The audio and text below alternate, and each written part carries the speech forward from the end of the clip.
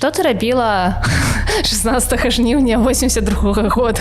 Нічого такого дзіўнага. Хто з вас там 3 дні таму быў у скаціне? Як бы я женщина приличная, я в такие рестораны не ходила. Там былі крадзяжы, махлярствы, 2 рабавання, 2 згвалтавання, разбой, аўтаўгон і адзінае даказанае забойства ў Гродні. І вось мне здаецца, што гісторыя такая трагічная, яна якраз таксама пра давер, вось пра адкрытасць да незнаёмых нават людзей.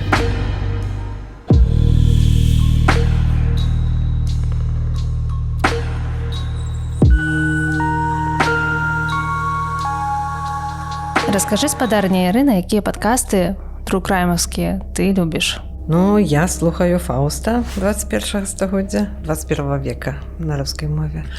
Я слухаю Чернічны падкаст. Я слухаю Сашу Сулім. Ну, гэта з такіх новых.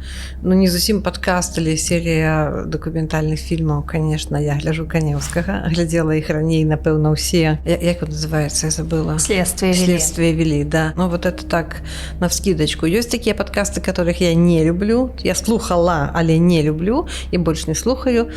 І я іх не буду называць. Ты узгадала Леаніда Канеўскага, а ці ты ведала, што ў яго было ажно 2 выпускі пра Гродно? Гродно.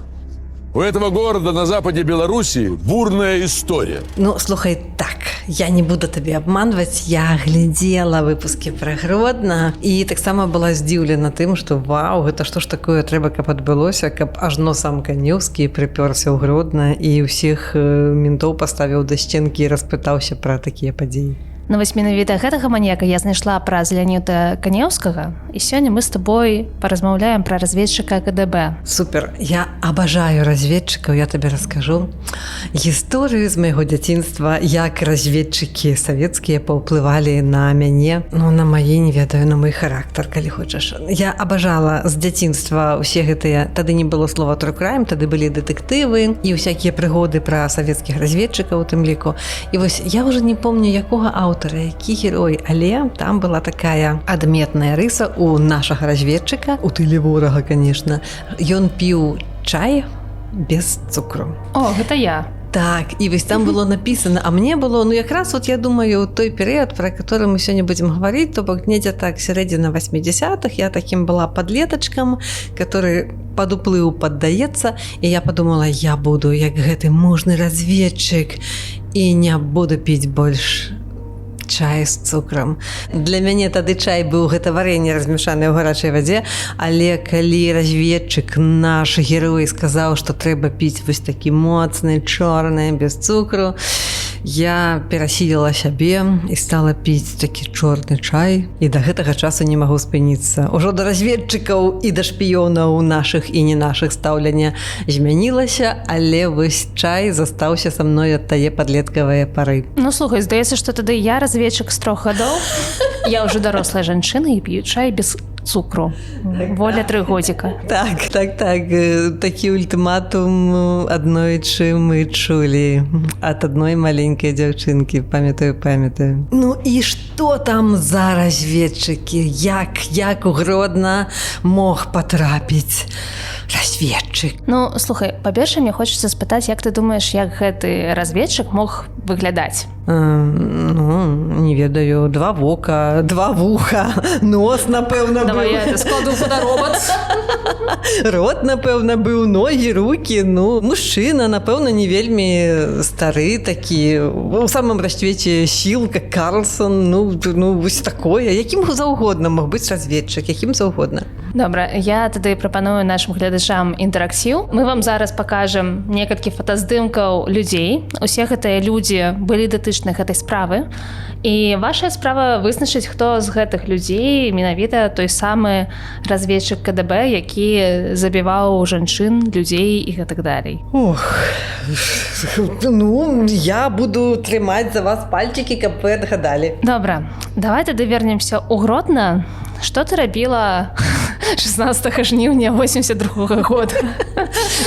Можа, не дакладна 16 жніўня, але прыкладна ў гэты перыяд часу я ў Гродні была. Хаця я тады жыла ў іншым месцы. Справа ў тым, што летам я была ў лагеры, і наш лагер ездзіў у Гродна на экскурсію. У той час яшчэ парк атракцыёнаў быў вось там ля Каложы, парку, і там стаяла чортава кола.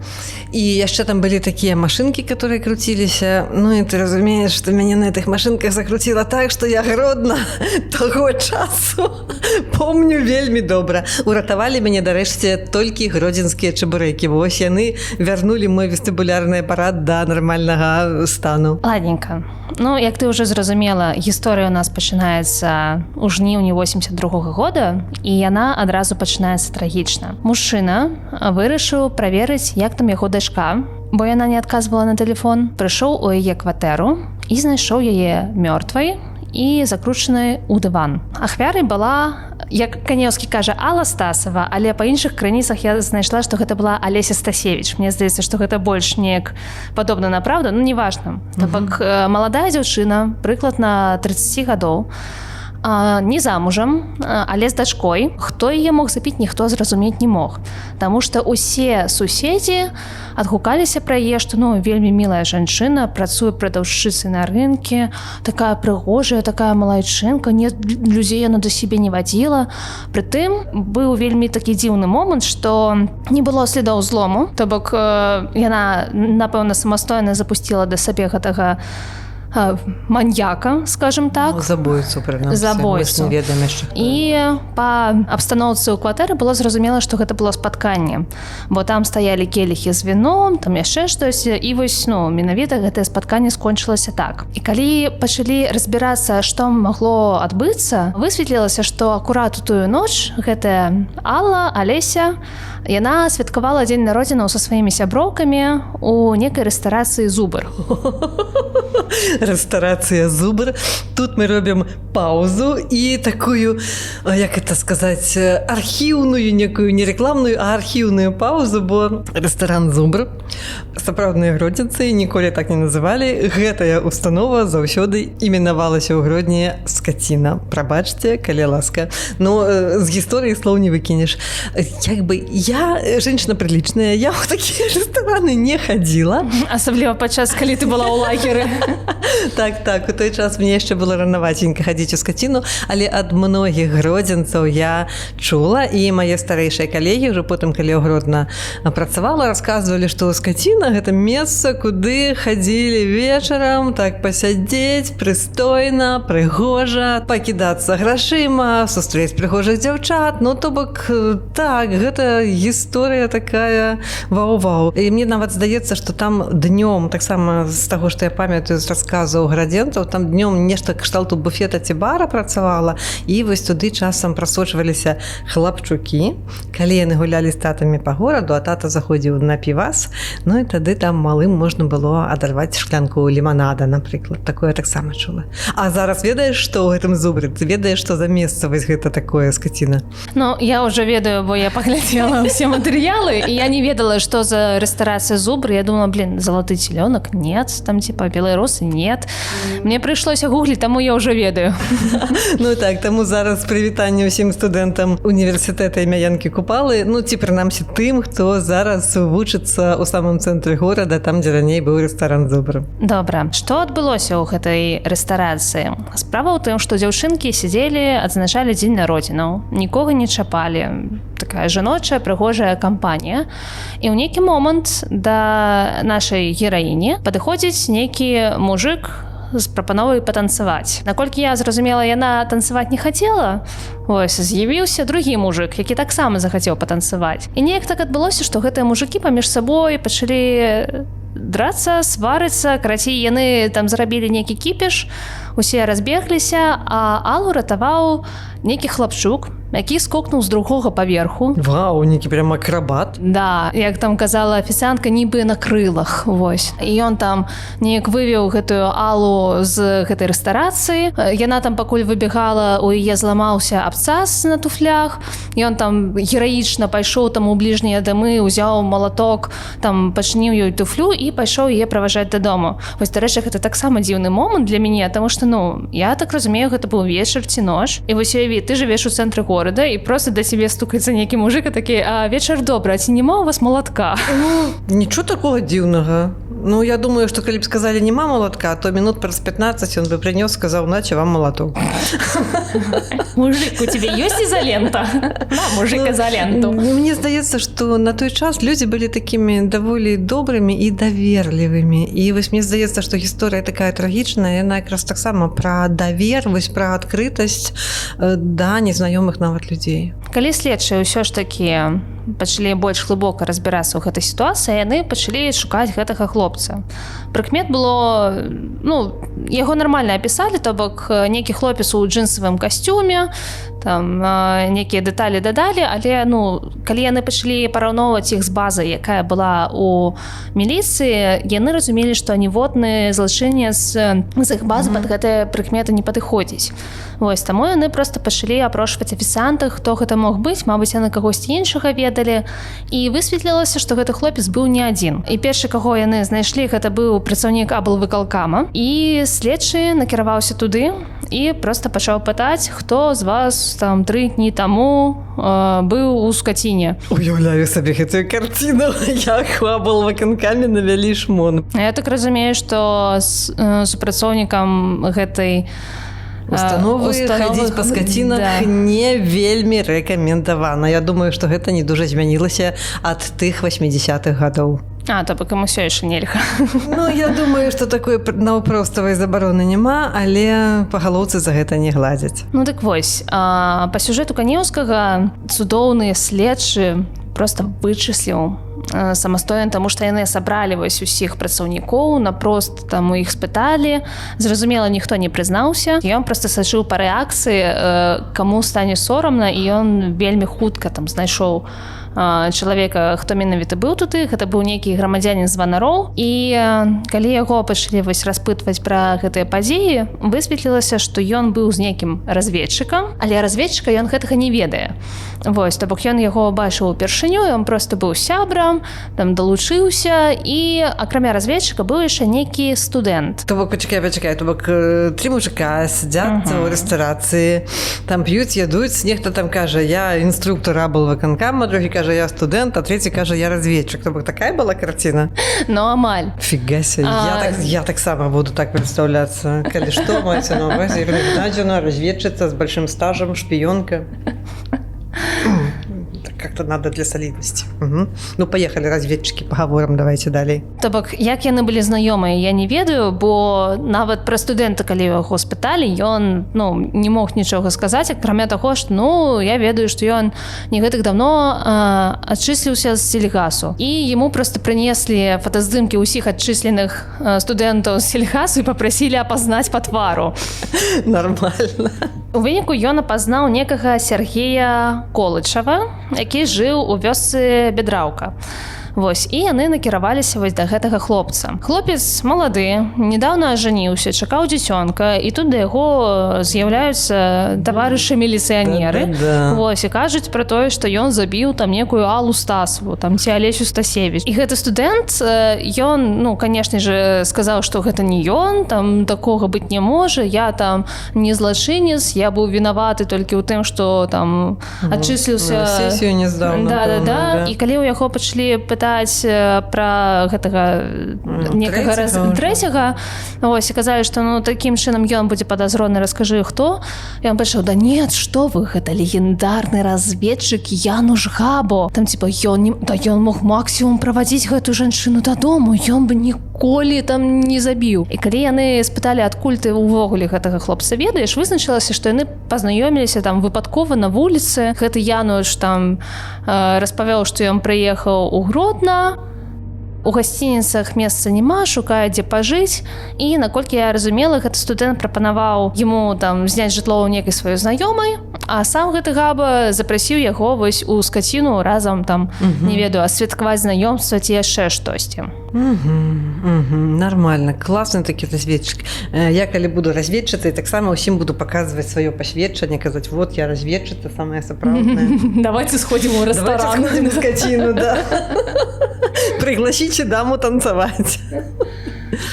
Ну і далей, што ў нашай невясёлай гісторыі? Ну, зразумела, што следчыя не думалі пра тое, што там разведчык сапраўдны, але там, тыкнуўшы пальцам у неба, вырашылі на ўсялякі выпадак даслаць запыт у КДБ, спытаць, хто ж такі гэты Януш Габа. І як ты думаеш, што адбылося далей? Ну, зразумела, што адбылося.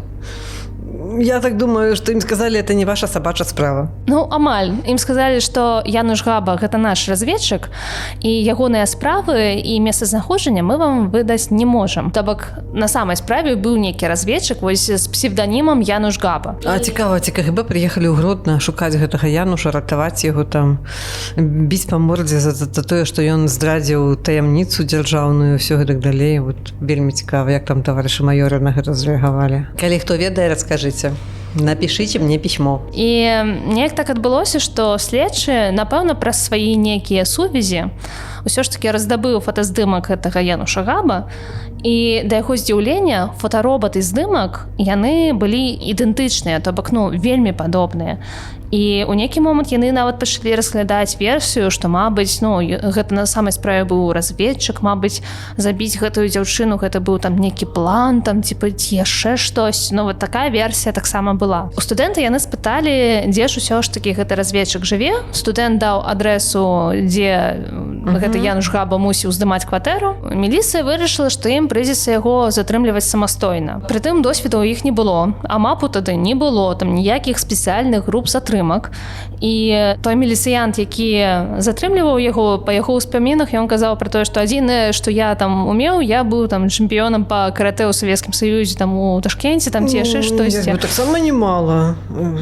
Чэмпіёнам каратэ, хорошая такая зброя. Окей. І план быў такі, што гэты караціст, ён пераапранаецца там у звычайную вопратку, гукаецца ў дзверы, крычыць, што вы нас затапілі, і адразу мусіць там напасць, затрымаць, там скруціць гэтага разведчыка. Але калі яны прыйшлі і пачалі вось гэты план прыводзіць у рэальнасць, адкрыла ім некая старушэнцыя. Яна спачатку на іх лаялася, типа, што вы тут устроілі. Калі яна зразумела, што гэта міліцыя, то яна сказала, што ну, вы тут ужо яго не знойдзеце, ён збег і не заплаціў за жытло. От табе і разведчык. Да. От такой быў, да. Тым не меней, яна дазволіла ім аглядзець кватэру, і што яны знайшлі? Яны знайшлі ў смецевым вядры квіткі на цягнікі і нейкі лісток з жаночымі імёнамі і нейкімі лічбамі, больш падобна на даты. І з улікам гэтых квіткоў атрымліваецца, што гэта быў такі разведчык-гастралёр, бо ён быў проста паўсюль там. І па Ўкраіне паездзіў, і па Расіі, і там, здаецца, ва Узбекістан заехаў. Ну, карацей, ён падарожнічаў вельмі шмат. Класны чувак, што ён давёз все гэтыя квіткі да Гродна. У мяне таксама такое бывае, у нас у разведчыкаў усіх такое бывае, калі там раз на месяц чысціш свае кішэні і адтуль дастаеш шмат усяго цікавага. Бывае. Так, спаліўся трохі чувак. Ну вось, то бок атрымліваецца, што разведчык гэты знік, шукаць ужо было няма каго, але зараз мы з табой нечакана пераносімся ў Саратаўскую вобласць. Мы умеем, панясліся. Панесліся. Прыбіральніца прыйшла ў нумар рабіць свае справы і нечакана знаходзіць дзяўчыну без прытомнасці, таксама загорнутую ў некае там адзеяла. Яна з крыкамі выбегае, што кагосьці забілі, але на шчасце дзяўчына апынулася жывой. Звалі гэтую дзяўчыну Марына Кудзіярова. Яна інжынер-хімік, не замужам, 34 гады, такая маладая, прыгожая мадама, якая прыехала ў камандзіроўку, і калі яна ў шпіталі ўжо прыйшла ў сябе, то яна горка заплакала, сказала, што ёй гэта наказанне за каханне. Вось, ну і яе пачалі распытваць, што ж усё ж такі адбылося. адбылося. Ну, я прыкладна здагадваюся, што Давай, адбылося. што? Она прыехала ў камандзіроўку, напэўна, там дома сям'я, і гэта быў такі рэдкі выпадак адпачыць, і яна з нейкім пазнаёмілася, напэўна, мела планы на прыгожы вечар, але вось скончылася ўсё так. Ну, колькі я працэнтаў Гэтыя адгадала? суровыя жанчыны, якія ездзяць у камандзіроўку, каб адпачыць. Ну, ты вельмі блізкая, то бок у яе быў цудоўны сусед, звалі яго Севалосіў, ось прыгожы гарны хлопец, працуе каскадзёрам кіно на Мосфільме на хвіліначку, і ён так неяк прыгожа за ёй ухажваў, там нейкія запісачкі ёй прыносіў, там кветачкі праз вакно, там дэманстрыруючы свае там трукі рабіў. І ну таксама яны разам размаўлялі, пілі гарбатку, і аднойчы яна вырашыла, што трэба рабіць ход канём. І калі ён быў у яе ў нумары, ёй трэба было прыняць душ. Вось, выйшла яна амаль голая, і чамусьці Севалосіў не ацаніў гэты жэст, і ён на яе накінуўся, пачаў збіваць. І пасля гэтага Севалосіў знік. Як гэта датычыцца нашага Януша Габо, справа ў тым, што калі саратаўскія міліцыянты склалі фотаробат і адправілі яго ў базу, гэта ўбачылі гарадзенскія міліцыянты, зразумелі, што фотаробат супадае. Вось. І яны адразу прыехалі туды расследаваць, што ж там адбылося, зрабілі экспертызу почерку, бо ў іх жа былі гэтыя запісачкі са смеццевага ведра. Вось, і зразумелі, што Севалосіў і Януш Габо гэта адзін і той жа чалавек. Там якія-нибудь адбіткі пальчыкаў, што-нибудь яшчэ было, не было?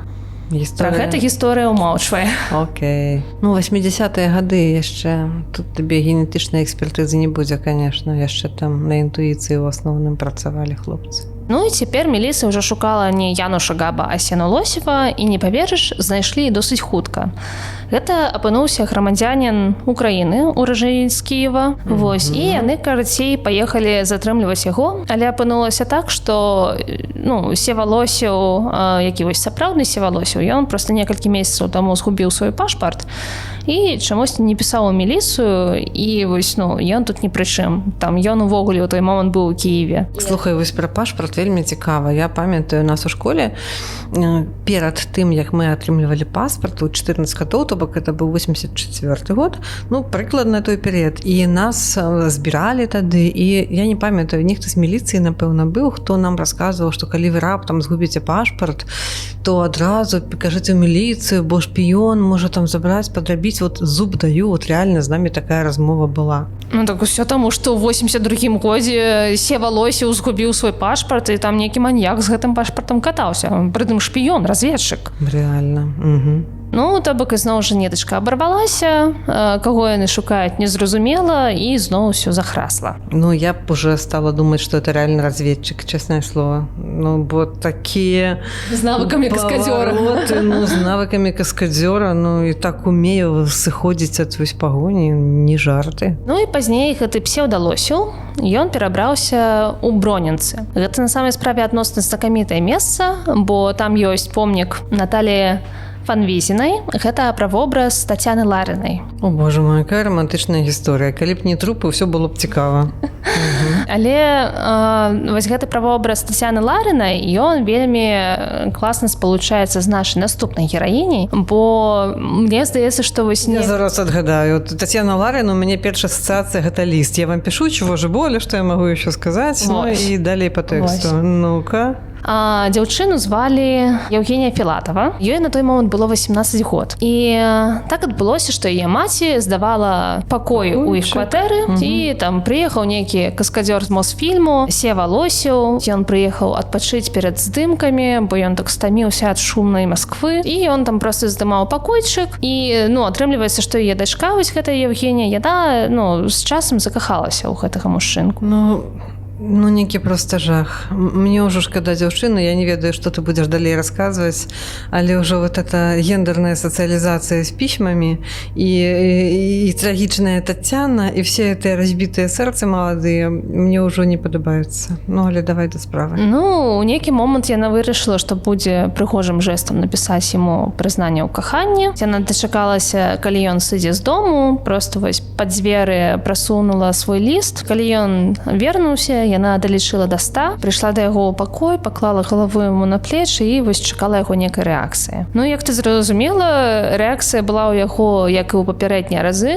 Ён пачаў на яе крычаць, вінаваціць яе, што яна такая ж, як усі, і проста, пачаў на яе кідацца. Але дзяўчына выжыла, таму што яна выскачыла ў акно. Да, выжыла, гэта гучна сказана, бо яна, зараз на інваліднай колясцы, напэўна, пералом пазваночніка быў ці штосьці такое, але яна такім чынам не проста сябе ратавала, а таксама хтосьці з суседзяў убачыў, што адбываецца нешта страшнае, адразу выклікаў міліцыю, што таксама вельмі важна. І Лосеў, псеўда-Лосеў, прабачце, сабраў свае і не толькі свае рэчы. Да, ён, акрамя таго, што людзей забіваў, ён яшчэ забіраў там некія...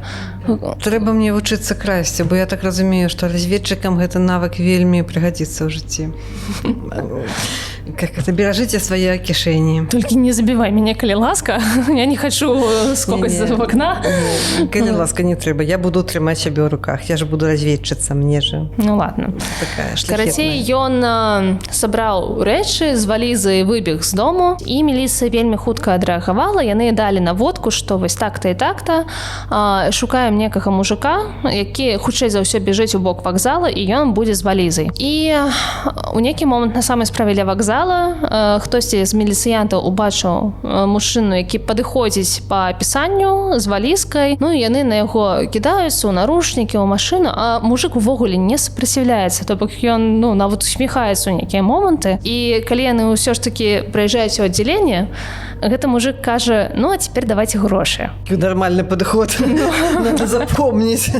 Я так само так буду говорить усім товарышам майорам. Лайфхак. Калі вас затрымлівае міліцыя, пытайце, давайте грошы. Ну і калі ў яго спыталі, якія, грошы, ён кажа: як, ваш супрацоўнік да мяне падышоў на вуліцы, сказаў, што у вас зараз нейкія вучэнні, вось, што мяне нібы вінны затрымаць, я мушу стаяць тут. Ён мне даў там тебе валізу, там нейкія там яшчэ дэталі, і вось я стаяў, вас чакаў. І ён сказаў, што вось, мяне там затрымаюць, і пасля гэтага мусіць мне заплаціць. Слухай, таксама вельмі знаёмая такая сітуацыя, бо у фільмах пра шпіёнаў і пра тое, як міліцыя ратуе грамадзян, часта паказвалі вось тое, як грамадзяне дапамагаюць міліцыі. Вось так, то бок кажуць там: таварыш, дапамажы, там, патрымай чамаданы, таварыш. Кажу: слухаюсь. І, то бок, да, вось тое, што трэба дапамагаць міліцыі, і што міліцыя можа быць у цывільным, гэта, я цалкам веру. Але, мазгі слухаю гэтага Януша Севы, ці як там яго звалі ўрэшце. Варылі круто. І каскадёр, і, гэта ведаць, чымсьці нагадвае кіно «Злаві мяне, калі зможаш» з Леонардом Ди Каприо, калі ты глядзела. Такі, как там, вот такой был мужчына, настоящий полковник, хочется сказать, і, мабыць, КДБ шмат страціла, што ён не на баку светлых, умоўна светлых сіл аказаўся. Ведаеш, мне гэта нагадвае казку пра Калапка. Я ад бабулі сышоў, і ад дзядулі сышоў, і ад зайца, і ад воўка. Але ж там, урэшце, справа скончылася для Калапка фатальна. А што тут у нашага героя чакае наперадзе? Глядзі, я табе зараз распавяду пра яго вось самы хітравыдуманы план, надзейны як швейцарскі гадзіннік. Я ўвогуле не разумею, як яму гэта прыйшло ў галаву, але вось прыйшло. Зараз мы з табой пераносімся ў 2 верасня 82 года ў Харьков. Чаму я звяртаю ўвагу на дату? Калі ты памятаеш, вось першы выпадак, пра які я распавядала, вось пра Алесю Стасевіч, ён адбыўся 16 жніўня. То бок усе гэтыя падзеі, яны адбываліся на працягу 2-3 тыдняў. То бок наколькі насычанае жыццё у чалавека. Вельмі добра. То бок маё жыццё яшчэ не самае насычанае. Окей, мне яшчэ ёсць куды ісці. Трэба яшчэ парачку праектаў узяць у працу. Справа адбываецца ў Харкаве. Мужчына вярнуўся дадому, і яму нечакана хтосьці тэлефануе. Калі ён падымае трубку, то яму кажуць: твою машыну хтосьці збіраецца угнаць. І ён кідаецца да вакна і на самай справе бачыць, што хтосьці там капашыцца ля яго «Жигуля». Вось мужик усё просто кідае, выбегае, і вось да моманту, калі ён уже падбегае да машыны, праязджае міліцыя, скручвае хлапчука, і то бок усё абышлося, усё было класна.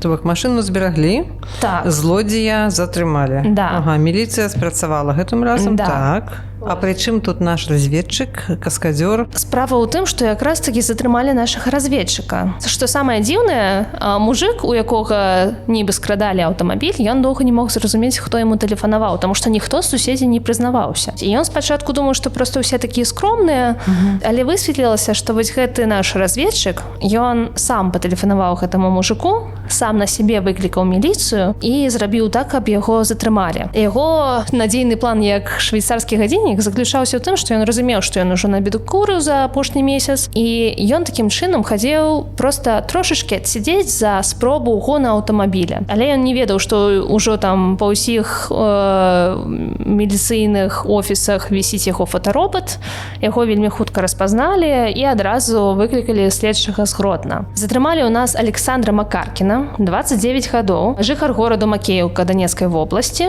не судзім, жанаты, мае 4-гадовую дачку. І калі там генерал Паддубны, здаецца так, нашага следчага звалі, прыехаў, спачатку гэты Макаркін, ён пачаў хваліцца сабой, што типа, ну вось вы ж мяне доўга не маглі злавіць там і так далей. Было б чым хваліцца, 2 тыдні. Вся эта гісторыя ўсяго лишь цянулася. І, зразумела, следчы пачаў там яму задаваць усе гэтыя там пытанні, і таксама высветлілася, адкуль узяўся псеўданім Януша Габо. То бок, калі гэта Макаркін чарговы раз здымаў кватэру у некай жанчыны, яна сама абмолвілася, што вы ведаеце, вы так падобны на майго сына Януша. Ён разведчык, я яго так даўно не бачыла, вы так на яго падобны. Вось прозвішча ён уже пазней там даведаўся, таму што там у пашпарт падглядзеў, і вось гэты псевданім ён выкарыстоўваў далей. А дакументы намаляваў сам? Пасведчанне савецкага разведчыка у тыле ворага? Ну, слухай, пра дакументы нідзе нічога не казалася, што ён там паказваў, але хто ведае, што ён яшчэ акрамя сваіх трукаў умеў рабіць? Слухай, ну гэта не складана. Я проста памятаю некалькі сітуацый трохі пазнейшых свайго жыцця. У мяне быў пропуск на работу. Ну, вось звычайны такі пропуск. Ён быў такой кніжачцы. І ў мяне было шмат такіх пасведчанняў чырвонага колера пра тое, што я там маю права выконваць пэўныя работы. Я проста памятаю, адзін раз я на рынку, гэта было даўно, уже тэрмін даўнасці мінуў, купляла валюту з рук у прекрасныя 90-е і адкрыла гаманец, і там ляжаў вось мой пропуск з фотаздымкам. І вось тады я першы раз бачыла, як мужчына просто мяняецца з твару, бо ён падумаў, што мяне пасведчанне, ну вось там, не ведаю, падатковай інспекцыі ці міліцыі, ці яшчэ каго. Слухай, я табе больш за тое скажу, у мяне была вельмі падобная гісторыя. У мяне таксама была корачка, калі я вучылася ў ліцэі, у нас былі вось гэтыя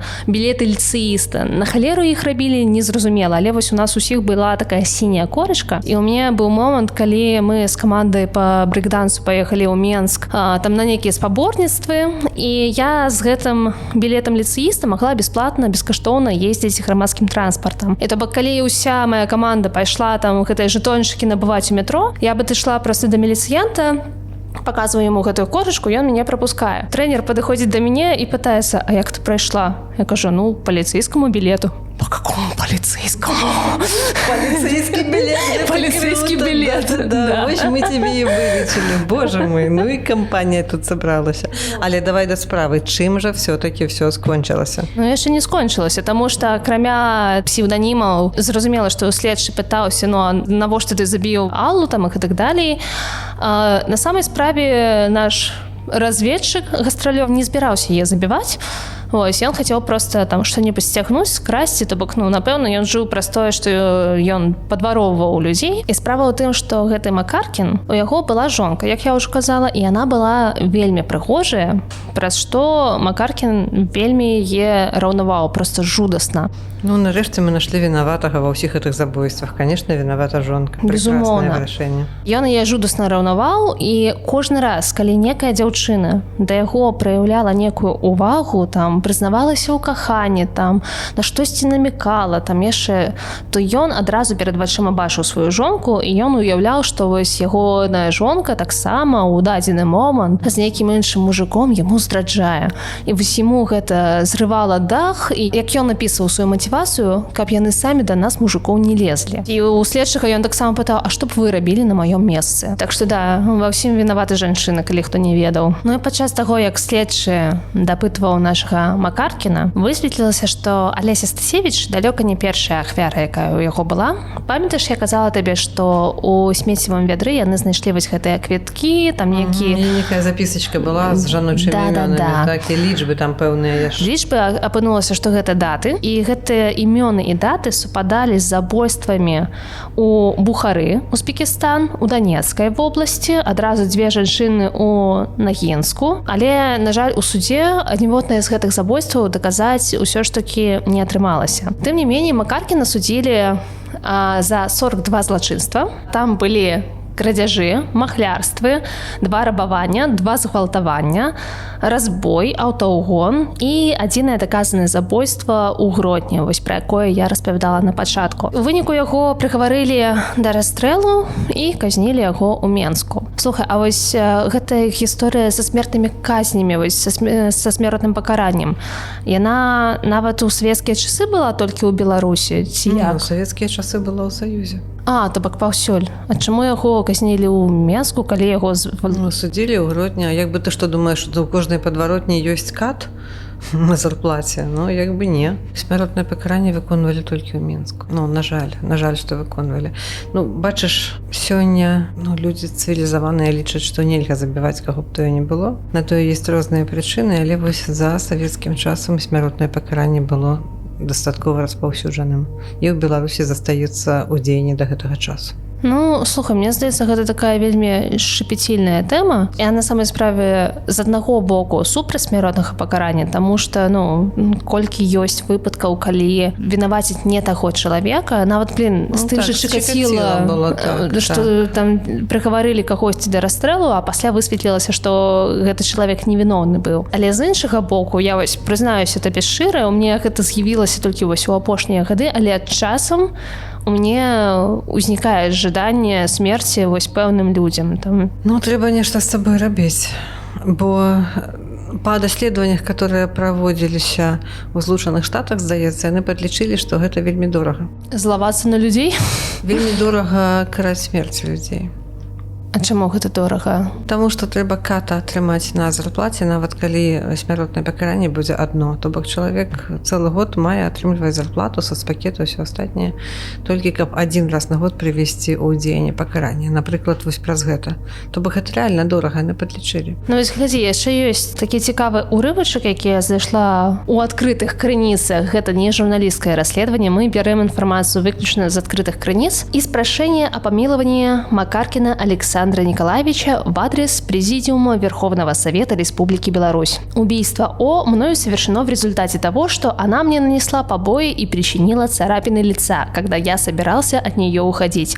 С учетом изложенного прошу наказание заменить на лишение свободы. Як табе гэты урывачак цудоўны?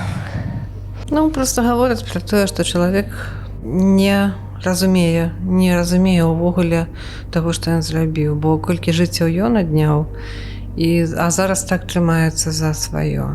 Я спадзяюся, што ён хоць там перад смерцю зразумеў каштоўнае жыцця, хоць такім вялікім коштам. Слухай, мне здаецца, што, на жаль, я не знайшла ніякай інфармацыі, ці ўсё яго было ў парадку з галавою. То бок, хочацца адзначыць, што з аднаго боку гэта быў, досыць разумны хлопец. Востры розум, ён так фінты круціў. Але адзіны момант у мяне ў галаве ўсё ж такі не ўкладаецца. То бок, ён быў вельмі раўнівы да сваёй жонкі. Ён баяўся, што яна яму здраджае. Але тым не меней, яму нічога не замінала катацца па ўсяму Савецкаму Саюзу. Пакінуць яе адну з дзіцем, правда? Да, там фліртаваць з нейкімі жанчынамі, там праводзіць іх дадому, там яшчэ штосьці. І то бок, вось гэта атрымліваецца нармальна, а там, калі ў цябе прыгожая жонка і яна з кімсьці паразмаўляла, гэта ненармальна. Бачыш, вось такая логіка. Я думаю, што нам цяжка зразумець логіку маньякаў. Тут трэба хіба псіхолагаў ці псіхіятраў клікаць на дапамогу. Але проста гэта трэба мець на ўвазе. Напэўна, нейкія чырвоныя сцяжкі людзям сабе выставіць, каб разумець, як пазбегнуць сустрэчы з маньякам. Паважаныя гледачы, калі ваш партнёр ці партнёрка занадта раўнівыя, задумайцеся, калі ласка, а ці гэта не маньяк. І калі нехта кажа, што ён каскадзёр і разведчык, і хто там яшчэ, Пакуль у спісе гэта ўсё. Ну так, і такія экзатычныя нейкія штукі, то ёсць сэнс задумацца. Напэўна, можа не паддавацца ўражанню першаму, а прыглядзецца да чалавека больш сур'ёзна, заўсёды важна. Прабач, я зараз узгадала адзіны скриншотик. Маці дачцэ піша: «Прабач, калі ласка, што я парадавалася, калі ты сказала, што Міша аб'юзер. Я падумала, што гэта хтосьці з IT». Не трэба, аб'юз гэта не прадмет для жартаў і гэта не IT. Гэта не тое, што нас цікавіць. Шчыра кажу, абсалютна. Ну і што ж, я думаю, што гэта наша гісторыя трохі рэабілітавала гарадзенскую міліцыю, которую мы выкрывалі ў першым выпуску нашага падкаста True Crime Гродна. Ну і зараз час хіба развітвацца, усе прыгоды ўжо скончыліся. Дарэчы, шаноўныя гледачы, хто з вас галасаваў на пачатку, я стараўся здагадацца, хто з прадстаўленых мужчын быў маньякам, зараз на экране вы можете убачыць імёны кожнага з удзельнікаў гэтай справы і можете адпісаць у каментах, ці вы здагадаліся, хто з гэтых цудоўных людзей ўсё ж таки аказаўся не такім цудоўным. А я ўзгадала пра Шэлтана, который прыходзіў на вечеринку ў касцюме маньяка. То бок, калі вы падмануліся і не адгадалі, то гэта зусім не страшна, бо маньякі, яны выглядаюць не як монстры, динозаўры, а таксама як звычайныя людзі, на жаль. Гэта правда. Ну што, подписывайтесь на канал. Там лайк, колокольчик, што вы там яшчэ ўмееце рабіць. Так, прыходзьце яшчэ, пішыце нам каменты, мы будзем чакаць. Да сустрэчы. І хутка яшчэ пабачымся, так, бывайце.